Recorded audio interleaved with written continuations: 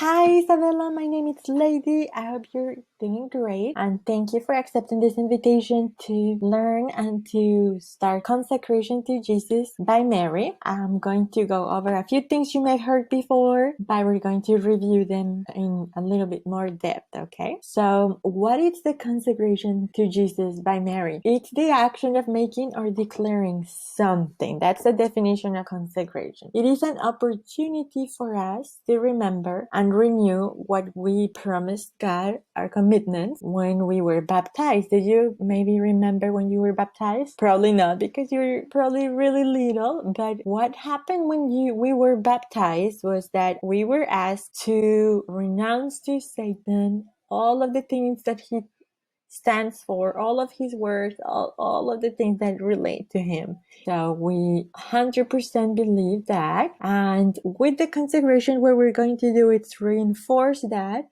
and also get closer to Virgin Mary, who is Jesus' mom. That way she can teach us how to be like Jesus, since she was his mom and taught him a lot of the things, right? So we're always going to work with Mary, in Mary, and for Mary in order to work more perfectly for Jesus, with Jesus, in Jesus, and for Jesus. That's gonna make a little more sense once we finish the consecration preparation, but that's how it's defined. So what is the world? Let's start thinking about the world that God created. God created a world beautiful with a lot of things we love, like animals and flowers. They're my favorite. I love beautiful, colorful flowers. I love being outdoors, feeling the wind. God created rivers, mountains, animals. He created us. He created you, Isabella, with all the beautiful things you are. Your beautiful eyes, your smile. He created families and the kids to be playing together. And of course, he created Isabella. So let's stop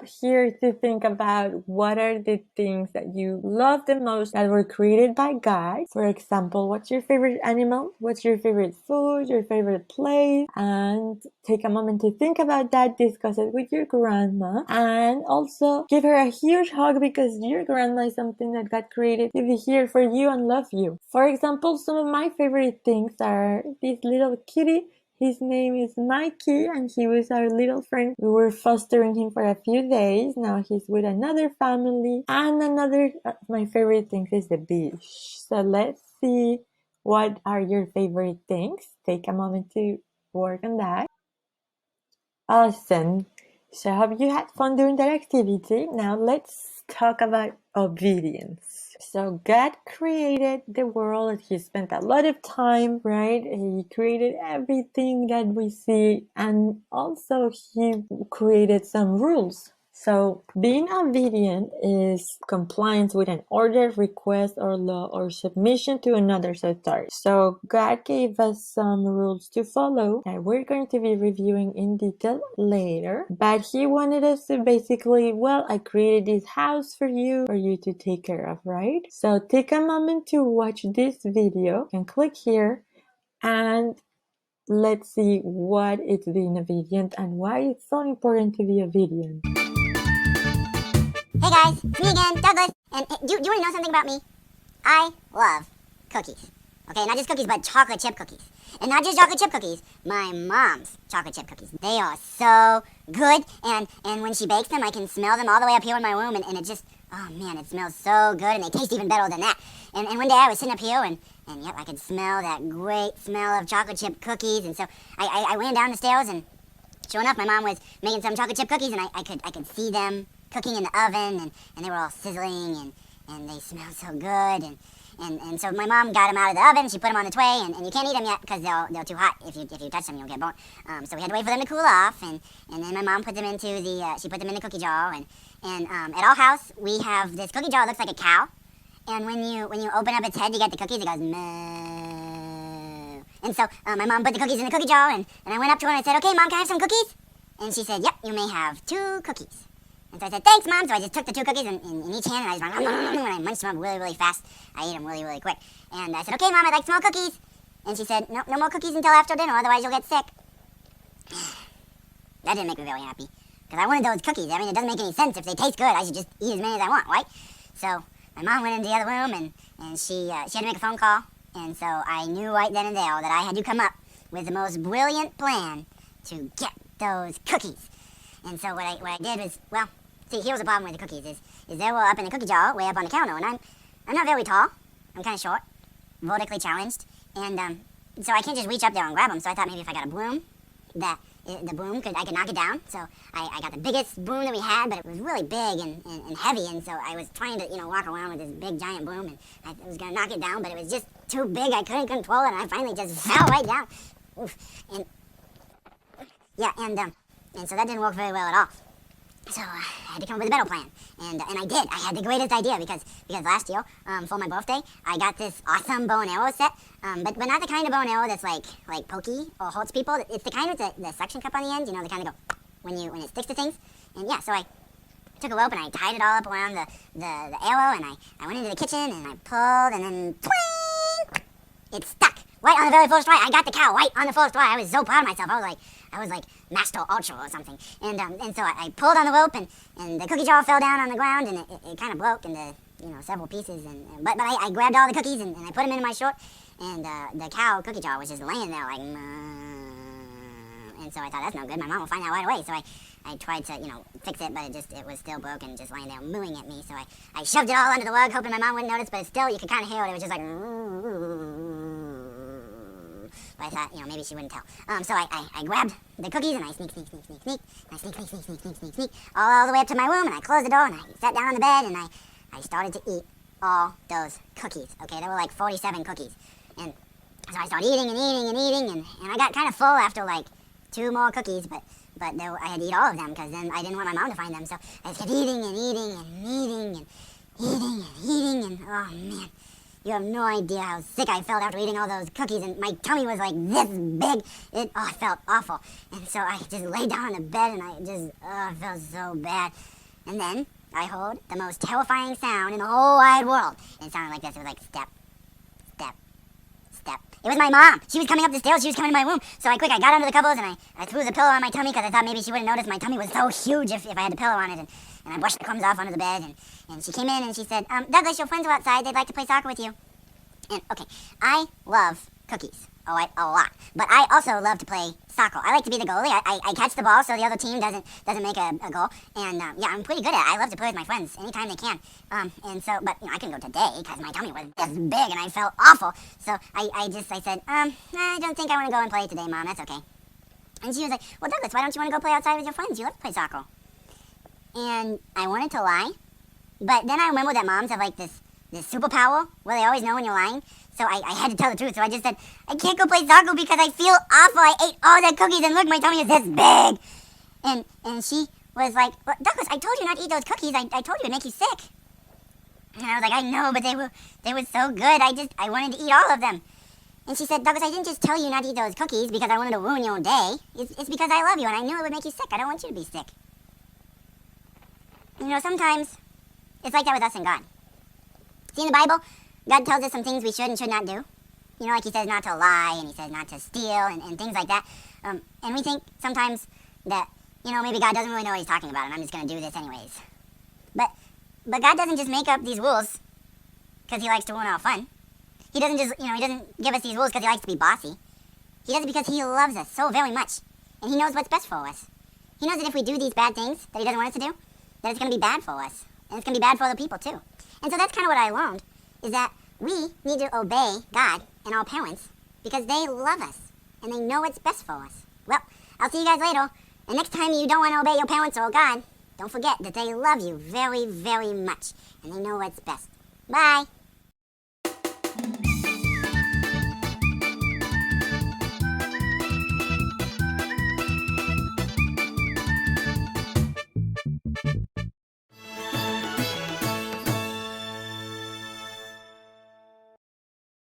Hope you liked the video. So what we learned with Douglas' story was he learned the hard way that we should listen to God and to our parents because they love us and they know what's best for us. So you understand, like me, that some rules are put in place to protect us, right? Some rules are put there to not to be mean to us, but to prevent that we do crazy things and end up hurting us and end up getting sick. So this the same thing that God did for us. He put rules so we could learn and be protected from hurting ourselves. Being obedient to the 10 Commandments is very important. We should be obedient without complaining. We should not question what the rules are. But what happens when we're disobedient? Many times, most times, bad things happen. We end up getting sick. We end up getting in trouble. We end up being sad, getting scolded. And one of the main reasons that we know the world is the way it is now, it's because Adam and Eve were not obedient when they were created, right, by God. If you know a little bit of this story, Eve was very disobedient and let temptation get in the way of what God had created for us and invited Adam to be disobedient. So that made God very upset and sad and disappointed. But one of the things that God put in our hearts was free will. We are free to make our decision to do the right thing or the wrong. And He gives us that because also He loves us. He doesn't want to force us always. He wants to teach us and He loves us genuinely. So He gave us free will to make decisions, but also gave us guidance on what's the right thing or the wrong thing to do. So we're going to be talking about the world as a sin, the world as a symbol of what is not good, what it's not what God created, right? Not what God intended. So sometimes I'm going to say the world meaning something bad because unfortunately right now the world is very distant from God, and that's why we have to work harder to be closer to God and be obedient and not be toxic, not let the toxicity of the world get in our heads, right? So all of that bad stuff that's out there is what we're going to be calling the world. The world as the sin, like a broken world that is very, very sad, dirty, and dark. So why do we call it the world like that? It's the spirit of the world are things like temptation and the temptation of pleasure and power of having people and kids and adults too. Really, in all ages, we are very tempted to worry so much and only about the money, about the things that we want to buy, about how we look, and that takes away the attention and the time we give to God. So if we make that our priority, we're not paying enough attention to God. What are the three enemies of the soul? So the world, like I was telling you, the devil, because he was disobedient to God as well, and we'll talk about that later. And the flesh, meaning like lust, like when things that are attractive to us are like what we want to see, we want to touch, we want to feel, but our body is what's in control, but not our brain or really what we know that God would like. Making something bad look good. So take a look at these images here, and making something bad look good, it's like, for example, calling a smart person to somebody that's lying. Like, oh yeah, you're so smart because you tricked your mom into believing that you did your homework. That's making something that is actually very bad look good.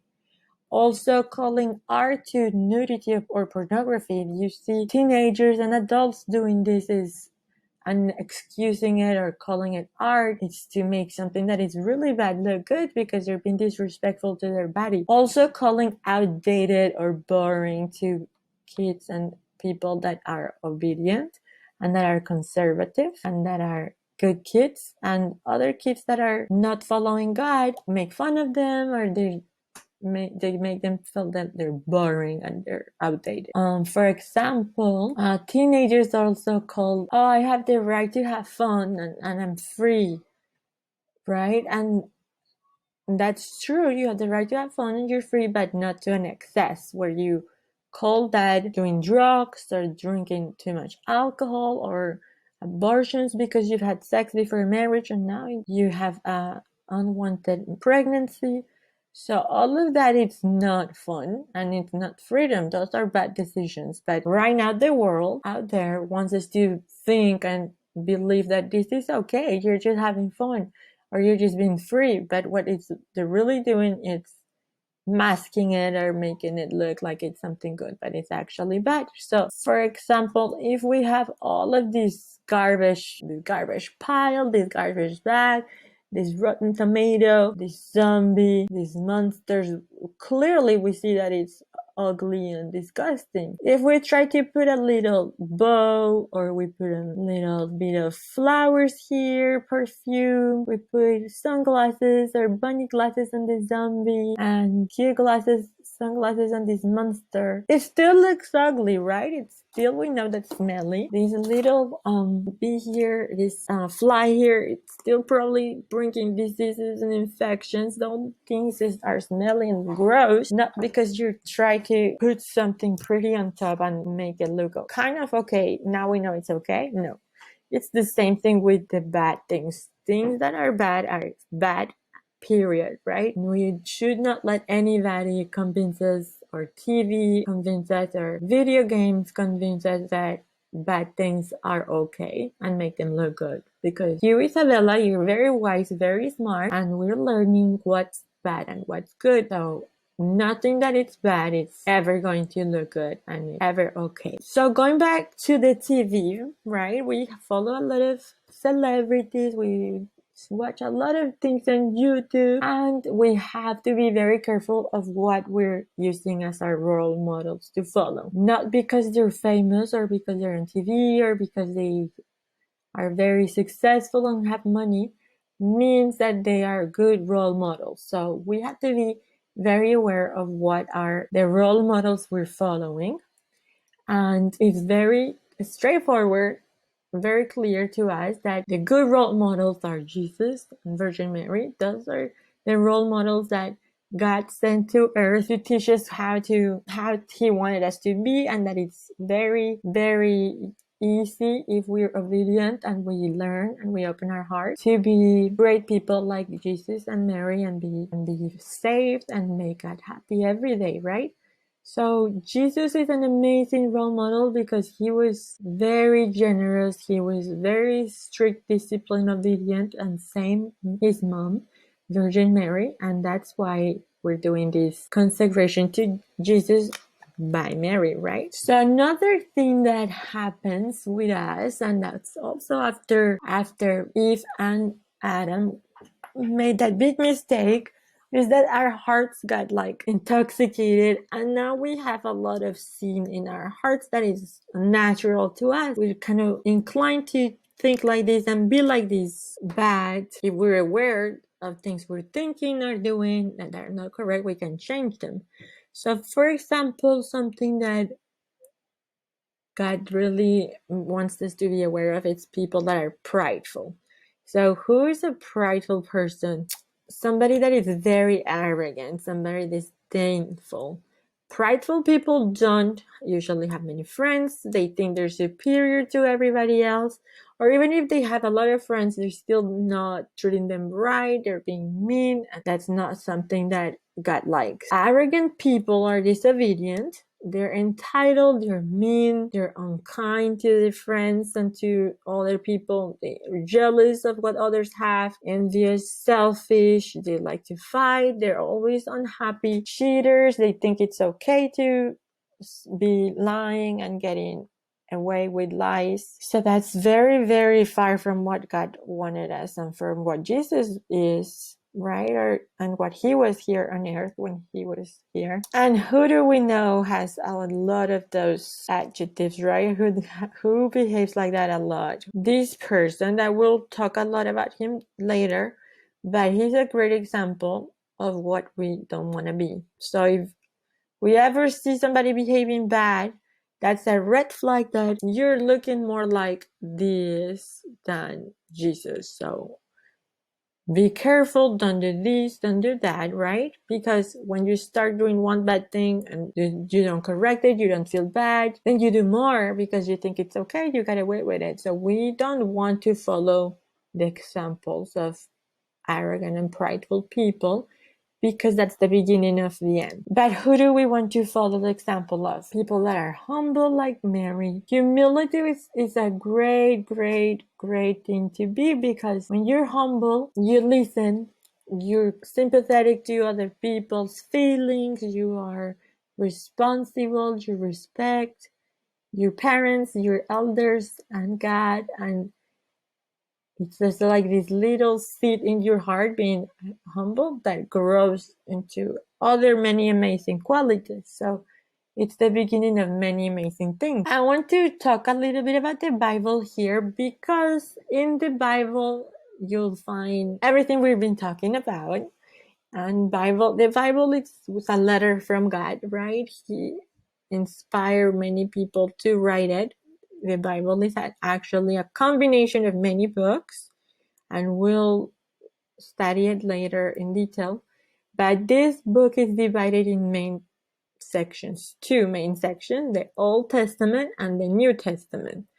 The Old Testament was written before Jesus was even born. So it talks about everything that happened before Jesus was born. The New Testament talks about Jesus and his followers and the church. So the followers of Jesus are the church. And you are part of the church, like me, like your grandma. So we are all part of Jesus' church. And that's what the New Testament talks about. So far we've talked about a lot of the things that happened in the Old Testament when Eve and Adam were disobedient, when the world was created, and then when Jesus came, it's the New Testament. And I'm bringing back the 10 Commandments because they're also in the Bible, of course. And I would like you to read them with your grandma and study them and memorize them, so you always have very clear in your mind and in your heart of what are the rules to follow, right? So here's a little activity. Reading them out loud. Every time you say the word never or don't, you eat a gummy. Like, for example, don't make anything. So you say don't, you eat a gummy. If you say the word God, you eat a marshmallow. Okay, so we can make reading the 10 Commandments a little bit fun, just so you make sure you memorize them, right? I love reading the 10 Commandments. It's very fun, so I want you to memorize them too. And let me know how you like this game. Have fun. Also, here is included a drawing of the Bible, and you can color it and decorate it and take your time doing this. You can pause the video. I hope you had fun, Isabella, doing that. Now we're going to talk about pleasure. So is pleasure good or bad? Because after all these rules, it's like sometimes we think that everything is bad, but it's not. Like that, pleasure could be good. Pleasure is actually something that God wants us to have. It's just that we take it to another extreme, right? So let's look at it as if it was fire. Fire is good when we're using it to warm ourselves up in the winter, but it's bad if it's too much fire, because then our houses can burn. You probably heard what happened in California with all the fire that it's crazy. In Australia, it killed a lot of animals. So fire can be great in small quantities when we can control it, but it's bad if it's out of control, because it will hurt us and destroy our houses and animals. So in excess, fire could be bad. What about this? Well, food is amazing, right? God created food. God wants us to eat healthy and eat what we need every day. But if we eat too much and we eat unhealthy things, it's bad, because we're going to get sick. Same thing with resting. Resting is necessary for your body, for your brain, every day. But if all you do is sleep and rest, then it's not good, because then you're not going to get your homework done, and it's going to be really bad. What about money, for example? Well, money is good when we work for it, when we save it, when we use it to buy our food, when we use it to buy things we need, when we use it to help other people. But it's bad if that's all we care about and we don't even spend time with our family, or we don't even go to church because all we want to do is get money, work for money, and try to make money somehow. Even to the extent some people are so obsessed with money that they steal from others, right? And that's really not good. But money is good if it's in control, and you obtain it in an honest way. But what are the consequences of excess of the pleasures, right? Like what we were discussing. If you eat too much, then you could get sick. If you play too much, then you're not gonna pay attention to what you should pay attention. You're not gonna do your chores. It causes behavior problems when you're obsessed with anything. It will make you get into bad habits, and bad habits will make you also sin and be a bad person, a bad example. We want to be great role models and great examples for other people. So we don't want to be like any of these kids in this picture, right? Sometimes we will, but then we need to understand, oops, maybe I am really spending way too much time playing these video games.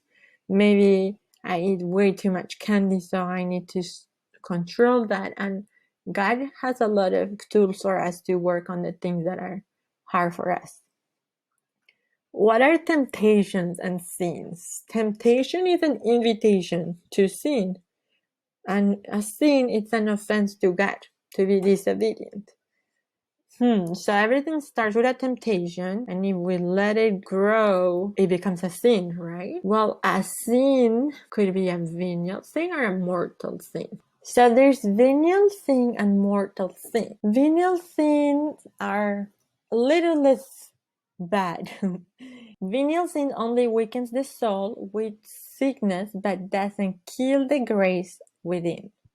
Venial sins aren't deadly for the life of grace, but like minor infections in our body, if casually ignored and left untended, may deteriorate into a more serious condition. For example, someone who tells so-called white lies, that's a venial sin, but if he does it long enough, it's much easier for him to be tempted to tell a big lie later on what would in fact be a mortal sin, such as cheating on a test or his income taxes, something like that. So if a person just gets used to venial sins and doesn't realize that it's a bad thing, then it becomes something really bad and a mortal sin.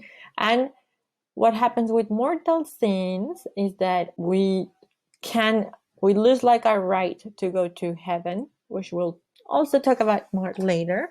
But mortal sins have to be confessed, and we can have mortal sins, right? So mortal sin is the complete turning away from God, embracing something else in his place. It's deadly to the life of grace. And when we're in grace, it's because we're in really good standards with God. We're in good shape. God's happy with us. We're being obedient. We have everything going great. So that's how we want to be. We don't want to have mortal sins in our track record without fixing that, right? So mortal sin is like a malignant tumor, like a critical injury that's lethal to the spiritual life.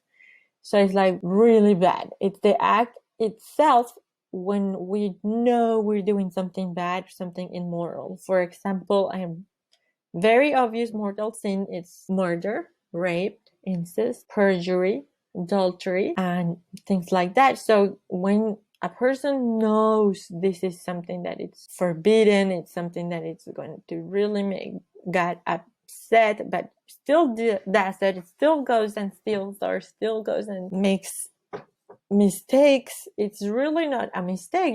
It's something they decided to do. So that's something that God really doesn't want us to do, something that it upsets and makes him really sad. And then it just shows that you don't care, right? Like that person really doesn't care to hurt God or hurt his friends or his family if he knows this is bad and still does it, right? It's almost like he enjoys it, right? So that's obviously a huge, huge sign that this person doesn't have God in his heart. So continuing with the temptations and sins, now we know there are venial sins and mortal sins, but still sins, right? We want to stay away of all sins because venial sins could become mortal sins. And temptation is this invitation to be disobedient. So take a look at our friend here with glasses. He has an idea. So the temptation is like an idea. All right. So he's thinking, should I do this? Should I do that? And in his brain, he has the power to decide in his mind what he wants to do, what's correct. Even when you have the idea of something that may not be good, but you stop and think, like he is here. He stops, thinks, wait, is this correct? It's not. And then makes a decision. Temptation is that thought, right? That idea. So we have one side of our brain saying the good thing is that you are obedient, that you follow God, that you follow the rules, that you do your homework, and you stay focused, that you are obedient. And the other side is, but I actually really just want to go play and eat or go to this party. And even if my mom said I can't go, I'm going to find a way to lie and go. And that's not good. That's this person here saying, right, the evil side of our brain, that it's part of our nature too, influencing the wrong decisions. So we have to stay alert always when we have temptations to make the right decisions, to have the influence of our role models, our God, our family, what will make them happy, what will make me happy and really be the right thing to do. That way you can make the right decisions.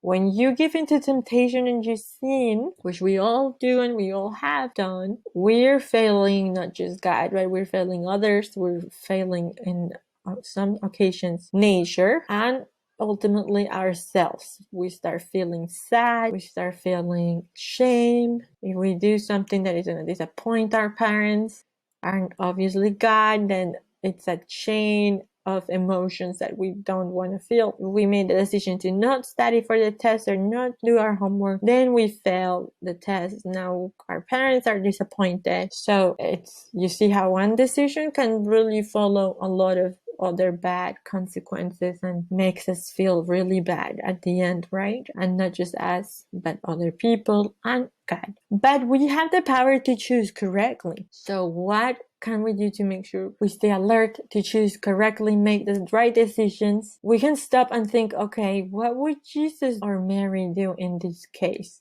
Would Jesus play for like the whole weekend and not do the homework and go to school on Monday with the homework done like mediocre? Or would he do the homework first, make sure the homework is done perfectly, and then play? What would Mary do? Would Mary clean her room and make sure her room is clean so her grandma doesn't have to do all the work by herself? Or would Mary just not care and leave all the toys everywhere and make a mess, leave in the mess dirty and be a bad role model? No, right? So what we can stop and think for a second, what would Jesus do? What would Mary do? And then we can make a decision. If you're in a situation where you don't know what would Jesus do, then you can pray, right? When you're asking yourself what would Jesus do, it's a form of praying. Or you can read the Bible that we talked about, has a lot of information, and it's God's letters, God's inspiration to us, telling us a lot of examples of what he wants us to do. And if there's a situation where you don't know, then you can ask the priest. You can say, Grandma, take me to church. I would like to talk to the priest because there's a situation with this girl at school and I don't know what's the right thing to do. And if you don't want to talk to anyone else, the priest is a great person that is here to help us and guide us. So you can stop here and do the activity that is on the book. On the package. You can color and follow all the instructions there. This is a training for your brain to be in shape and strong and be always alert to make the correct decisions and to stay very alert to what's not right and make the decisions that our loving God wants you to make every day. Awesome, Isabella. Welcome back. So I hope you had fun. Let's see where we were discussing how to be more like Mary, right? And Jesus too. So we said a good thing to do is to stop and think, what would they do? All right. Sometimes that's super hard because we don't know what they would do. But God left us a lot of tools, and our church, the Catholic Church, has a lot of tools we can use to always stay like in shape, right? Like when we go to the gym, like our brain and our soul and our heart stays in shape and in tune with what's right. For example, if you've already made the first communion, you have this tool of reconciliation and communion, and we'll talk more about that. We all have the prayer, right? Prayer is so amazing because it's like our direct connection with God and with Jesus. We have devotion to the Holy Virgin Mary. So through this consecration, you are really getting closer and learning so much more about Mary and how she is our mom as well. And we can tell her to help us in situations like this. We have the mortification that I'm going to explain to you in a little bit. We could also do some fasting. We can avoid the situations where you may feel or you may be pushed to excess, and you can stay active and avoid laziness with a healthy routine. So in general, if you're so busy doing the right things, it's going to be really hard to fall into the temptation of doing bad things, right? If you're always surrounded by people that are a great influence, then it's going to be hard to be influenced by people that don't have God in their heart. So that will be ideal. But if we go to college or we go to friends' house or anywhere where we may be around people that are not following the same path, well, you have the knowledge and you have all these other tools that we'll discuss in more detail too. So I was telling you about confession, reconciliation, and the communion. When we go to confession, we go to tell the priest, that is a representation of Jesus here, our mistakes. So because God knows that we are humans and we are prone to making mistakes and we're not perfect, He left us this tool and He said, look, you guys can come to church and repent, feel bad. It's okay because I love you, right? God loves us so much that He will always forgive us. So He says, go to confession, to reconciliation, and let's talk about what happened. And He'll forgive us because He understands and He loves us. Also, we have the body of Christ in Mass. When you go to Mass, it's something amazing that the Catholic Church has, and not other religion has it. That's why our religion is so amazing, and we're so lucky and blessed. Really so blessed of this gift because we get to have the body of Christ every week to feed our soul.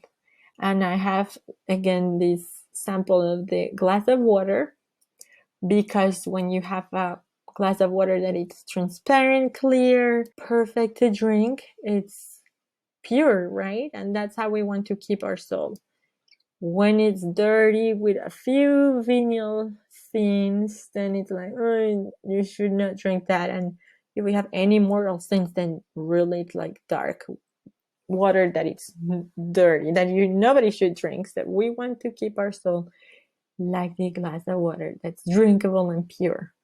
And that's how we will be using these tools for our soul to be always in good shape and in clean and pure. And the more we seek God and Jesus, the more we're going to learn, the more we're going to love Him, the more we're going to understand why all the things that He created for us are amazing, and to feel His love. And the same with Virgin Mary, because she's your mom here as well.